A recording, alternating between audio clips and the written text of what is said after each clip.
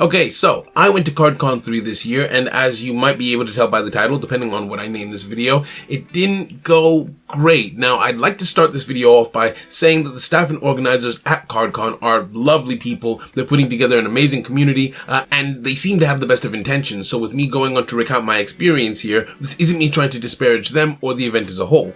That being said, I'm not entirely certain that I'll be going back, as overall, it was a mostly negative experience for me, but I'll explain. Now, again, I need to preface this as much as possible because this isn't me trying to burn any bridges, and this isn't me saying that CardCon is a bad event or that you shouldn't go, right? Absolutely not. There's a chance that even I go again, but as part of my game development journey, as it were, I'm trying to be transparent about all of my experiences, good and bad, so I'm sharing this one, but you'll see as I tell the story why it took me over 2 months to make this video. Okay, let's start from the beginning. So, my name is Saul. I am the creator of the Summoner's Nexus TCG, a digital indie trading card game that is on Android, iOS, and is coming to Steam before its full release. It's currently in its open beta, completely free to play, free to download. Anyone who would like to give it a try can do so by checking out our website or just joining our Discord, and that's all available for you. Now, at the time when this story takes place, Summoner's Nexus had just entered its pre-alpha, which was early February this year, 2025, and so for the first time, I had to think seriously about how I wanted to promote the game, right? I had already been doing YouTube, but that was growing about as quick as you'd expect, and I wanted to look at other potential avenues for marketing, and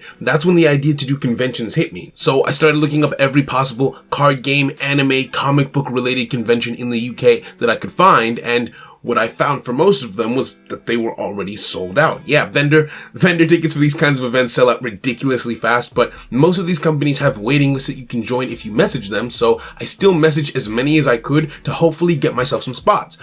Now, what I didn't expect was that I'd get a response from the CardCon team, because from my research, I found that that's one of the biggest card shows in the United Kingdom, with attendance in the range of 5,000 plus people. In terms of general conventions, that might not seem crazy, but for card game specific conventions, this sort of takes the cake. Now, I thought for sure they would be sold out, and I was right. They didn't have any tables, but I messaged asking to join their waiting list, and they got back to me saying that unfortunately, all they had left was a single shell scheme going at a rate of about £1,200, but they did end up giving me a discount. Up until then, I had only vended a small table at AnimeCon in the Artist Alley, but given the scale of this event and the fact that it was supposedly right within my niche of trading cards, I thought that this would be a perfect fit and a big opportunity, so I accepted the offer. A few other things got added in, like some merch VARs that got put into customers' gift bags, and after that we were good to go. Now, they asked me if I wanted my shell scheme painted, and in truth, I had no idea what a shell scheme was. Now, they were very patient about answering my questions, and after talking with them, I decided to opt out of a painted shell scheme,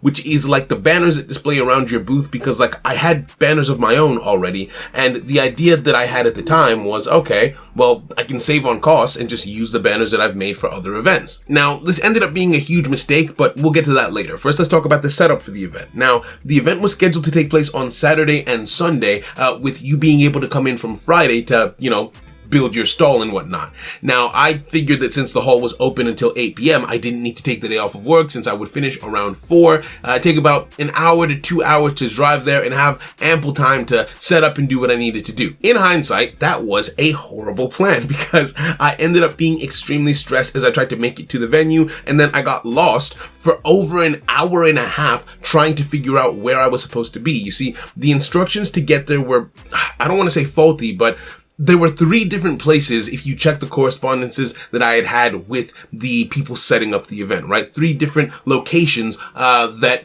could potentially be the hall. I know now that the location of where you go to set up was actually quite clear, but because I had come so late in the day, they've been open since morning, right? I had come much later in the day. They didn't expect anyone to be coming at that time, and so either they had removed the signage or they had closed one of the gates. Whatever had happened, I could not figure out where I was supposed to be. I sent an email to the organizers, and they eventually got back to me, but before they did, I ended up following some of the signs and made my way to the venue hall. I managed to find my space, and I was able to start setting up. Now, mind you, I'm stressed from the struggle of trying to find my way here. I've made it less than an hour before close, so I don't have much time to set up. I'm not doing too hot, as you might be guessing. And then after speaking to a member of staff, I found my table. He pointed me in the right direction because I was looking around and I couldn't find it. And the reason why I couldn't find it is because I was in the far back corner. And when I say the far back corner, I mean the farthest back corner that I could possibly be in.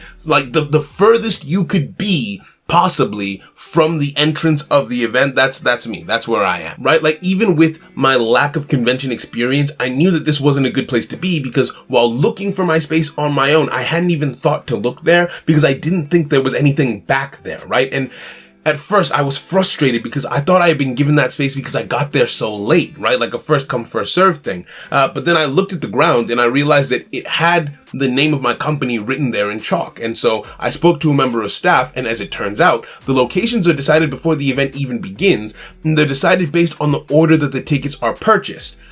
I.e., since I was the last person to get this last minute spot in what I thought was a stroke of sheer luck, like this super clutch move, I actually effectively condemned myself to the worst spot in the house, something I definitely wouldn't have paid for had I known this in advance. A sentiment that I feel most people would probably agree with, especially with how limited my budget is as an indie creator. Still, there was nothing I could do at the time, I thought, other than just stick it out and make the most of it, right? Maybe I'd try to come back at their next event stronger, but in hindsight, maybe I could have asked to trade my super expensive shell scheme for one of the basic tables in case there was, any last minute cancellations, not even for a refund, just to have a better spot. Like, I considered offering myself to a vendor at a smaller table for a free trade, but one, I didn't know if that was allowed, and two, I didn't know if they'd take it, if I'm being honest. The situation, it just wasn't great. To make matters worse, my decision from before it came to rear its ugly head because my shell scheme wasn't painted and everybody else's in the hall was. Like, the entire hall,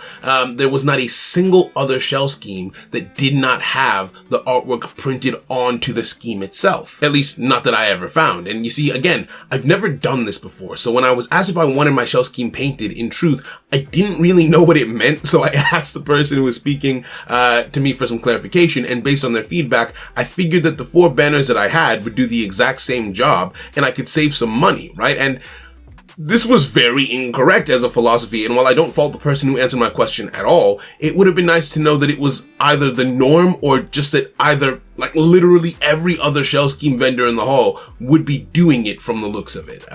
So yeah, I mean, I made the best of what I had, and I went home, honestly not feeling too hot, but still pretty excited given that this was about to be my first convention experience actually presenting my game to people within my niche. Unfortunately, I wouldn't stay excited for very long. Let's talk about day one. So I woke up early and I went to the hall about an hour before it was supposed to open with Nat, who I enlisted to help me manage the stall for the day. I hadn't had enough time the night before to do everything that I wanted to because, again, the hall was closing relatively soon after I got there. And because it was so late when I realized the shell scheme issue and so early when the hall opened, mind you, this was about an hour to an hour and a half drive from my house each way. I didn't have time to look for any additional decorations. Luckily, my little sister is off at university and she had a phase where she went all in on room decor, so I raided her bedroom and took some of her plant decorations. I combined them with some double-sided Velcro tape that I had purchased in advance and some of the prints that I had had my team create based on the lessons I'd learned from AnimeCon from the other vendors, and I ended up with a stall that I was actually pretty proud of, all things considered. I got into position and nothing, right? Well, almost nothing. I thought that perhaps the early bird entries were just a bit slow in getting around, but then the full first hour passed and then another and then another. Look, I'm going to just be blunt and save you some time about this part. This convention was one of the worst, most demoralizing experience of my game development journey so far. There were a planned 5,000 guests over the weekend, at least that's what the promotions I saw online had said, and of that 5,000, only 24 came by to have any sort of meaningful conversation with me. I know that because I counted. Sales-wise, I made exactly 27 Great British pounds, just about enough to cover gas to and from the convention. And to be honest, with 6 trips total over the weekend, not really, now that I think about it. Luckily, I've learned that for a person in my position, sales aren't the most important thing at a convention. Interest is. I'm there to promote my trading card game at a trading card convention, so money shouldn't be important.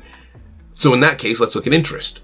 And like I said, approximately 24 conversations over the duration of the weekend. There were a couple of factors that tied into this. I'm not naive enough to think that there's nothing I could have done better. Maybe a better stall, maybe better physical merchandise. But to tell you the truth, I wholeheartedly believe that the abject failure of that weekend came down to 3 key factors: position, competition, and the event itself. Position, we've already talked about. I was in the farthest possible corner of the event venue, turned away from all incoming traffic, down the main pathways of the hall, and more or less hidden in a corner that you'd have to be looking for to find me in. At least, that was my view of it. Not a great spot to work with from the very beginning, especially for someone with no reputation or media presence that might make people come to look for me in the first place. You know what people were looking for, though? The food truck that was positioned right in front of me. Now, there were 2 food trucks, one at each corner of the venue, if I'm not mistaken, and this one was directly opposite me. Now, while I thought that this might mean that, people would be drawn to the area and end up seeing me as a result, this, unfortunately, couldn't have been farther from the case. You see, the truck was opposite me, meaning that if you're getting an order or looking at the menu or just in line, 100% of the time, your back is turned to me. If the line gets long enough that it goes past me, then that's not necessarily the case, but stopping by me at that point means giving up your place in the line, and I doubt many people would have been all that interested for a reason that I'll get to in a minute. On top of all of that, on the rare occasion that someone managed to find me all the way at the back and did seem somewhat interested in my game, the food truck being positioned right in front of me, well, it meant that there was usually a crowd of people with their backs turned to me showing no interest in my game and making foot traffic extremely awkward. There was even a point where a stranger knocked over a portion of my display and broke one of my stands, which I had to rebuild on the spot in front of everyone. And that was it. That was the kicker, right? The main thing, the biggest problem with this weekend was that I thought I had found my people. I thought that I found my audience, but I couldn't have been more wrong. You see, this was a card convention, yes, but it was a physical trading card convention first and a card game enthusiast convention second. See, I thought that the average person there would be into a couple trading card games, maybe looking to pick up some cards or even find some new games to try, maybe play a couple of matches, right? All that kind of stuff. But that was not the case at all from my experience, right? The average person that I ran into had a 50-50 chance to be a player or a hardcore investor/collector of physical cards who would specifically come with the express purpose of expanding their trading card collection. So a digital brand new game in the back corner of the expo hall, yeah, I don't know that I ever stood a chance in all truth. And again, I'm aware that I definitely could have done things better. Maybe my booth or even my game needed more polish. We were in the pre-alpha after all, but I would argue that that wasn't the reason, specifically because almost no one actually got to the point of playing my game, right? I truly believe that from the moment I accepted the offer to come, there was very little chance that I would be able to succeed. There was very little that was in my hands or that I could have done to make the weekend a success. What's more painful though, like why this was one of the worst experiences that I've had thus far, is the general lack of regard that people had for my work, right? Like, yes, there were some really fun conversations that I had with people that were little rays of sunshine here and there, but for the most part, it was people not noticing me as they walked by, knocking over my stuff, leaving their kids to point and play around with my art books while they scrolled on their phones and waited in line for pizza, all while I had to be like really polite and humor their children for the 10 to 15 minutes it took for them to stop playing around with my books and walk off without even considering asking what I'd made, right? It was seeing people ask their friends if, oh, hey, maybe should we stop by this? What's this? Oh, a free TCG. And as they passed, just seeing them laugh as they decided to move on. And I know that it sounds like I'm being, I don't know if that sounds like an exaggeration, but like I cannot be any more literal when I say that there were people who actively laughed, when considering whether or not to stop by. I don't know if it was because maybe they thought it looked too unprofessional. Maybe it was that they thought that because the game was free, it was a trap. I've had a couple of people who have said, oh yeah, oh, that's how they get you, right? They say free TCG or whatever reason. I don't know what reasons people had to disregard it in that way, and it's not like it was everyone. It's just like, it's like when you get a couple negative comments among a sea of good ones, like that hits. Like that's, especially when you're at a low point like that, that's painful. I know as an objective fact that no one there had any ill will or malice towards me, and I know that in reality, the harm was minimal, but when you pour so much of yourself into something and people disregard it like that, it's hard to separate yourself from your work in that moment, and so I felt small and hollow, and I just wanted to go home, if I'm being completely honest with you. But I sat through both days of the convention regardless, because I didn't have it in me to quit, even when my pride was bruised or I was embarrassed. And I may have gained some new community members for that very reason. So, there is that. Would I recommend CardCon as a vendor, visitor, or otherwise? Absolutely. Will I ever be going back in the same way that I did? Absolutely not. It just wasn't worth what I spent. And if in the future I'm ever able to get a normal table for a decent price, then I think there's no harm in that. But this whole thing was so far from a success, I'd have to think really long and hard about that. I learned a lot of lessons from this experience about my audience, about my niche, about marketing, and about what it takes to really do what I'm trying to do. And it was tough. I wouldn't say that it derailed me, but it was definitely tough. If you enjoyed this story, please leave a like and consider subscribing because, there's more devlogs to come. I'm going to be documenting my entire, game dev journey, more conventions, so on and so forth. I don't plan on hiding anything about my experiences. And again, like I already said, like CardCon, the staff there, they were kind. The event as a whole, like it was really, really fun for the people who came to visit it. It just wasn't fun for me for the reasons that I outlined. So, feel free to give it a chance or a shot if you're ever in the area. Thank you very much for watching. Try the Summoner's Nexus TCG on our website, like I said at the beginning, and have a wonderful day. Take care.